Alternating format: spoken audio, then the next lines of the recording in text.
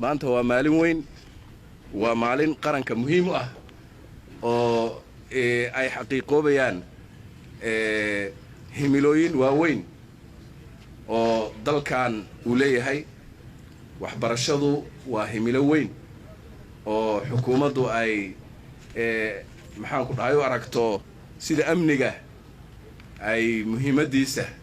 loo siiyay in ay lagama maarmaan tahay in asagana dhinaca kale waxbarashada loo siiyo marka aad iyo aad baan ugu faraxsanahay shaqadaas soo qabsoontay oo waliba habka casriga ah ku soo qabsoontay oo hadda markaan soo fiirinay runtii xarunta dhexe ee imtixaanaadka iyo sida loo maamulayo iyo habka digitalizationka ee ku socoto aad iyo aad baan ugu farxnay wax kasta oo information ah oo looga baahan yahay imtixaanaadka ayaa meeshaas diyaar ku ah marka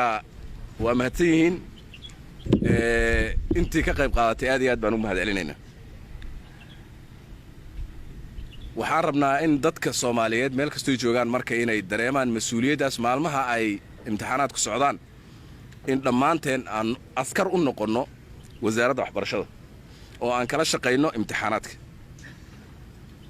dadka Soomaaliyeed waxaan ugu baaqayaa meel kastoo joogaan inay qayb ka noqdaan imtixaanaadkaas kala shaqeeyaanna wasaaradda loo fududeeyo ardayda iyo hawlwadeennada iyo inta ka shaqeynayso oo dhan oo lagu garab istaago ayaan rajaynaynaa insha Allah ta'ala hay'adaha amniga waxaan rajaynaynaa inay oo la farayaa inay amniga sugaan oo ay suurto geliyaan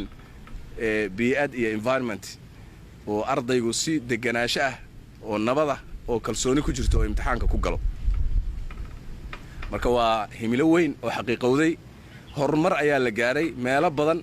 oo aysan sanadkii hore inoo suurtoobin inaan imtixaanaadka geeyna ayaa la geeyay arday badan tiro badan oo tii hore aad uga badan ayaa fursad u heshay inay ka qayb qaadato sanadkan meelo aan la tegi jirin oo markaas mamnuuc ay ka ahayd runtii in imtixaanaad iyo waxbarashada laga hadlo ayaa maanta imtixaanaadka looga fadhiyaa marka ayadana ciidamadii geesiyaashaha ee suurto geliyay ee amnigaas sugay ee xoreeyay ee ardayda Soomaaliyeed fursad u siiyay inay waxbarasho helaan oo guryahooda ku bartaan oo imtixaanaad ku galaan waa mahadsan ayagana waan mahadcelinaynaa ugu dambeyntii waxaan rabaa inaan u hambaliyeeyo dhammaan ardayda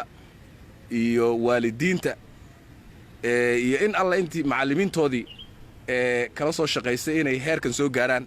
oo ay soo maraan marxaladaas dheer soo maraan oo ay maanta ay ka qalin jabin doonaan dugsiga sare imtixaanaadkiisana hadda u fadhiyaan waxaan leeyahay hambaliyo meel kastoo joogtaan waxaan idin rajaynayaa guul waxaan idin rajaynayaa insha Allah inaad si degan oo nabada ku dhamaysataan natiijo fiicanna aad keentaan guul baan idin rajaynayaa aad iyo aad baad u mahadsantihiin assalaamu calaykum waraxmatullaahi wabarakaatuh